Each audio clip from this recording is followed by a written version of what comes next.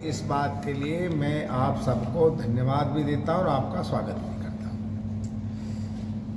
ये जो press conference मैं कर रहा हूं, ओके सर, ये मेरा फ्यूचर का है। मुझे फ्यूचर में क्या करना है। मैं 14 अक्टूबर को, तब तक सब काम निमट लेंगे, हर पार्टी के टिकट वगैरह सब डिसाइड हो जाएंगे। 14 अक्टूबर को स्टेडियम में मुझे मिल जाएगा, क्योंकि आचार संहिता लगेगी तो उसके बाद स्टेडियम लेने में कोई दिक्कत नहीं रहेगी।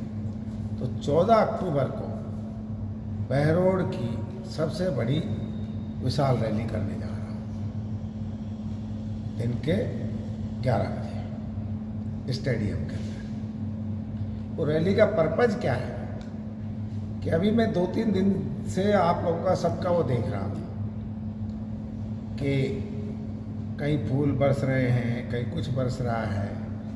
अगर बहरोड की जनता जागृत नहीं हुई, फैसला तो जनता लेना है, और बहरोड की अगर जनता जागृत नहीं हुई तो मैं सोचूंगा कि हमारी कहीं ना कहीं कमी रही है। तो मेरा मन है 5 साल के अंदर माननीय विधायक जी के कार्यकाल में, राजस्थान सरकार के कार्यकाल में, हमारे बहरोड में जो भी घटना घटी है, चाहे वो विकास के काम,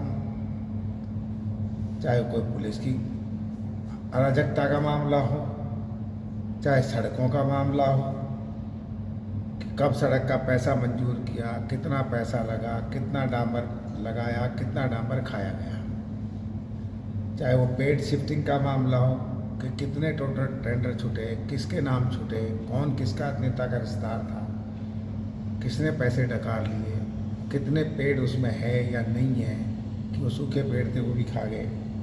उसके बाद पानी की जो जेजेएम की है, जो अपने यहाँ अभी छापा भी पड़ा था, इसके अंदर भी वो भी सब घोल मथोल सा ही हो रहा है, कोई रिजल्ट नहीं आ पाया।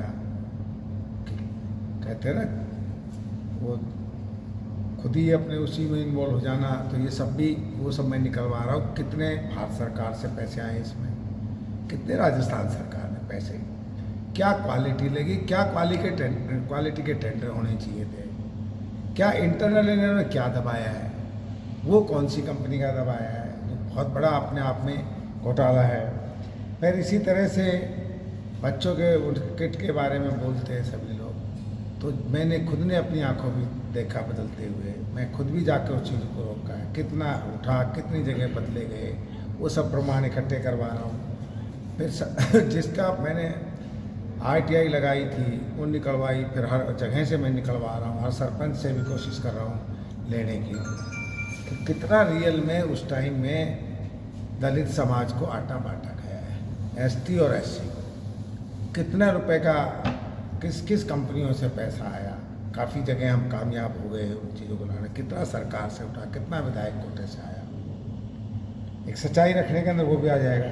फिर मेरे टाइम कार्यकाल के बाद में बहरोड के अंदर कितने शराब के ठेके चले, कितनी अवैध कॉलोनियाँ कटी, अवैध कॉलोनियों में कितने बार स्टे हुआ, कितने बार फिर विधायक को पैसे देने के बाद उन स्टे को हटाया गया, किसके कहने से हटाया गया कि 4 दिन में स्टे हो जाए, 4 दिन बाद खुल जाए।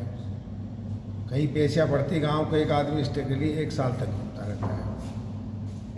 उसमें किस किस कॉलोनी में कितना कौन कौन नेता शामिल है, काफ़ी जगह मैंने निकलवाया, मैं ताजुब रहेगा, बहुत नेता शामिल है जो। फिर इसी तरह से नौजवानों के रोज़गार की बात, पिछले बार बलजीत को जो राज मिला था वो एक ही बात थी, मैं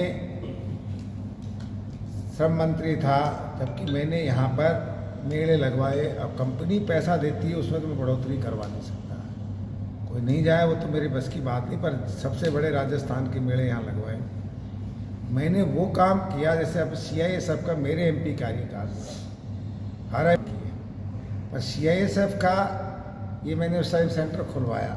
आज वो अपने आप में इतिहास बन गया बहरोड का, पूरी दुनिया के मापदंड पर अगर जब चाहे भर्ती होती रहती है। यहाँ 2 काम इतने बड़े थे, इतने बड़े थे, पर बिना पढ़ा लिखा आप विधायक बनाओगे, खाली थूक बखेर लो और बड़बोलापन बोल लो और गाली दे लो, इससे तो कोई बात बनेगी नहीं। ITI जो ढिंढोर की थी, ये सीधी ITI डायरेक्टली जोड़ दी गई थी कि जो भी कोरियन कंपनी है, जो भी जापानी कंपनी है, वो एक भी अगर बच्चा लेगी तो इस ITI से लेगी।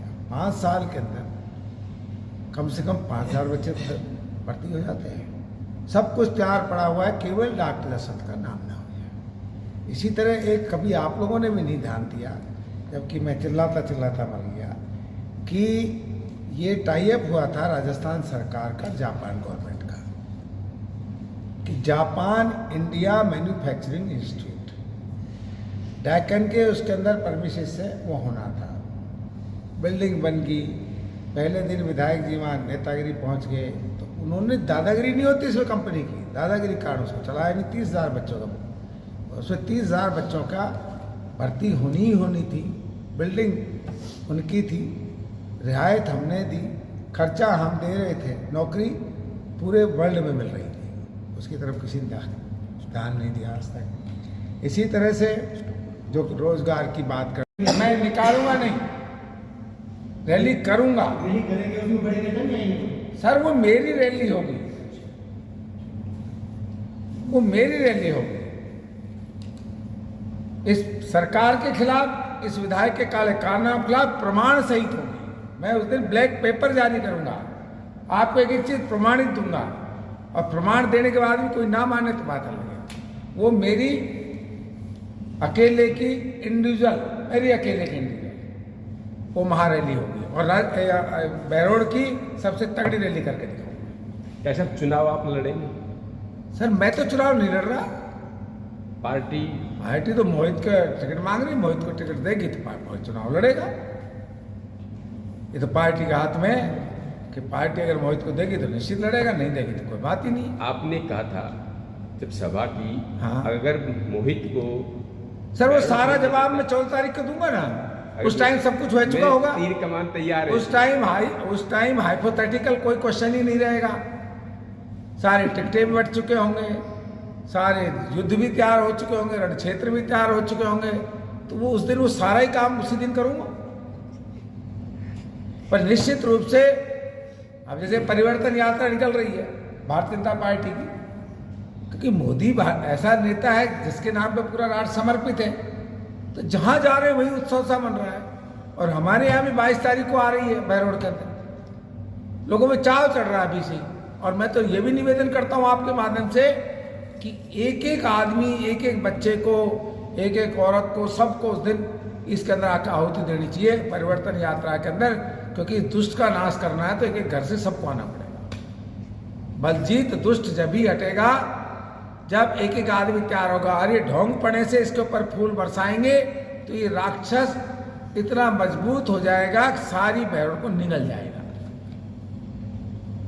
और पूछो साहब, खुल के पूछो। नगर पालिका का आज हिसाब लो,